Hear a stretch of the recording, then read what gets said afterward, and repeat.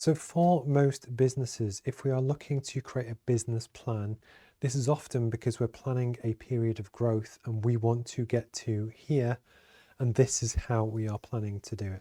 The whole point of the Roadmap MBA is to give you the skills and the real world experience to help you navigate that journey and help you really kind of get there.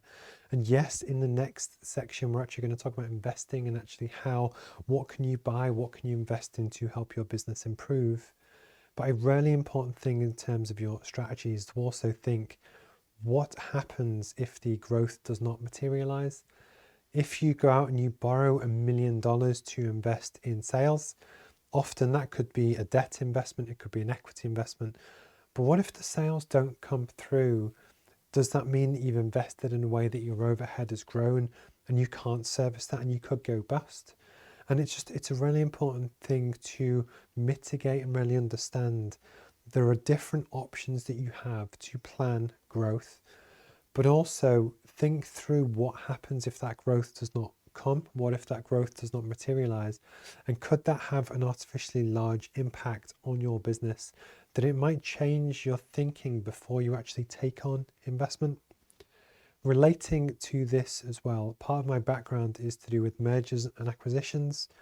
And actually, if you sell any form of product, you probably have competitors that do the same as what you do.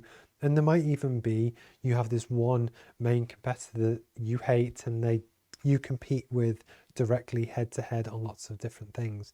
But in terms of your business growth plan, actually consider what would happen or what could happen if you bought your main competitor. You could take on their order book, you could take on all of their clients, you could take on their skills, their IP, their expertise, and actually you could very quickly go from a 2 million turnover company to a 4 million or a 5 million turnover company straight away.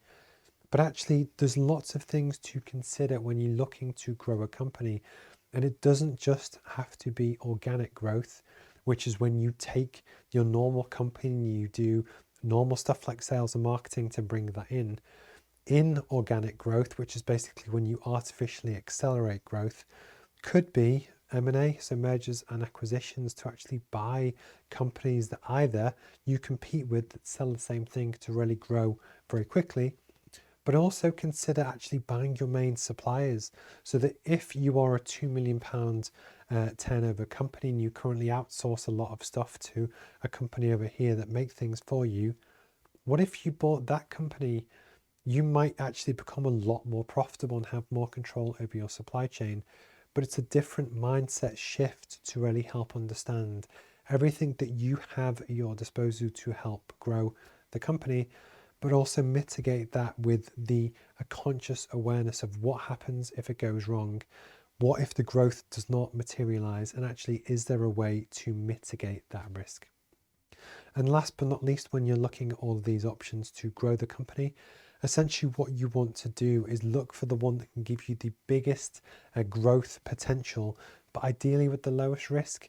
When you actually put down all of the opportunities everything that you could do as a business, if you can rank them in order, and often there will be one clear winner that is the best thing that you can do with no real downside, I would recommend to do that one first, rather than more like a casino to gamble everything on this huge all or nothing opportunity, which could end badly. So I hope this was just an idea to help you build your ideas and think about the growth in your business or division. There are lots of things that you can do, and also in a service-based business, could you recruit people that bring in different skill sets? It's the same concept as the mergers and acquisitions, to actually recruit the team from a competitor, often different people, that actually what you're essentially doing is buying in extra skill set that could really help transform your company. So I hope this was interesting, but if you have any questions, please don't hesitate to ask.